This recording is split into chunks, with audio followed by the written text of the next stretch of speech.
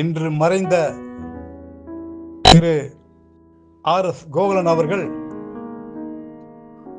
நமது இசை சக்கரவர்த்தி டி.எம்.எஸ். ஐயாவின் மேல் மிகவும் பக்தியும் பாசமும் கொண்டவர். அதற்கு உதாரணமாக சொல்ல வேண்டும் என்றால், நமது டி.எம்.எஸ். ஐயா அவர்கள் மறைந்த பொழுது ஐயா அவர்களின் பூத உடலை மயானத்திற்கு சென்று அடக்கம் செய்துவிட்டு வந்தவுடன் முதலில் மொட்டை அடித்துக் கொண்டு ஐயா அவர்களின் மேல் தனது அனுதாபத்தை தெரிவித்துக் கொண்டவர். ஐயா அவர்கள் மறைந்த பொழுது மொட்டை அடித்துக் கொண்டதுடன் அல்லாமல் தனது கையில் டி.எம்.எஸ். ஐயா அவர்கள் உருவத்தை பச்சை குத்தி கொண்டவர். டி.எம்.எஸ். ஐயா அவர்கள்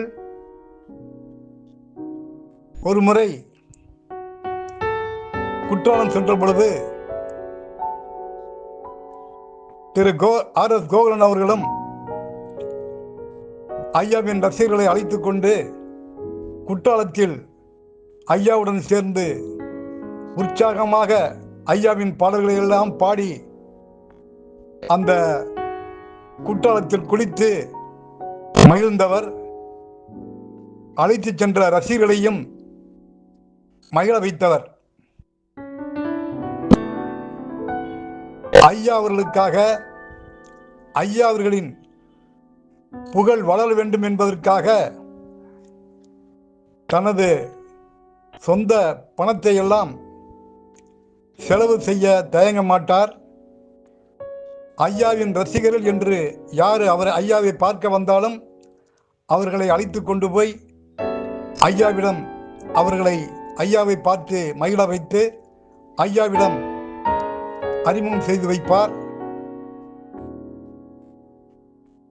ஐயா அவர்களை காணச் செல்லும் ரசிகர்களை அழைத்துக் கொண்டு உணவு விடுதிக்கு சென்று அவர்களுக்கெல்லாம் உணவு வழங்கி அவர்களை மகிழ்விப்பார்.